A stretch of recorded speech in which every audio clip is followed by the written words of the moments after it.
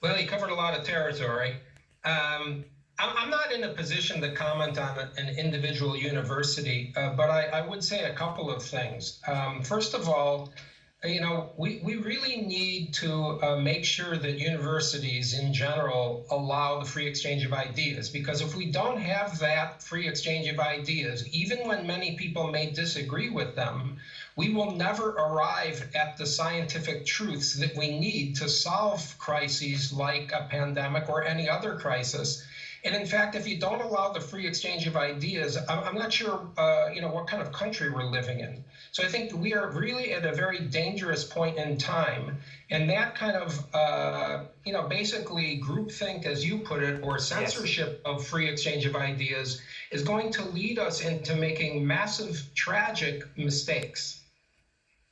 Yeah, and really well put in order to protect people. Sure. Well, I mean, first we can comment on the lockdowns themselves. I mean, one of my colleagues, Oxford epidemiologist Sunetra Gupta, said it very clearly. Lockdowns are a luxury of the rich.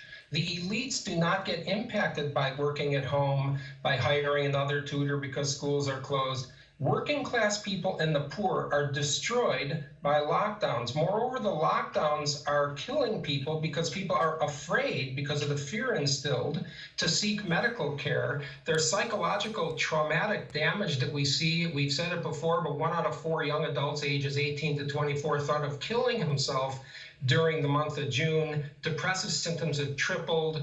There's economic devastation that translates into things like more spousal abuse, child abuse is skyrocketing, suicide hotlines are skyrocketing in terms of calls. So we have to be very cognizant of the fact there's a reason why in the classic pandemic papers, lockdowns were never considered as a potential solution.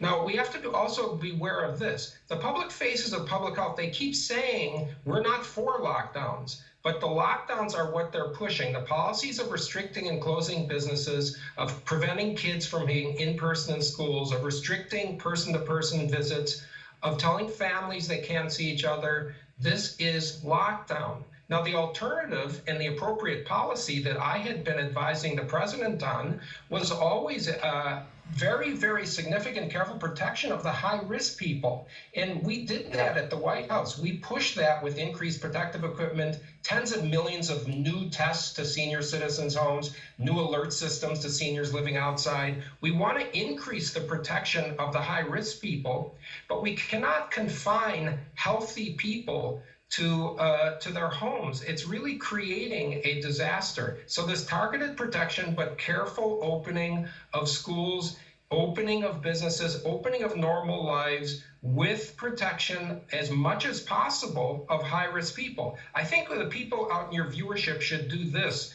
They should try to figure out what is the end game for people who keep pushing lockdowns. When do we get back to normal? Exactly what is the plan of public officials to get back to normal?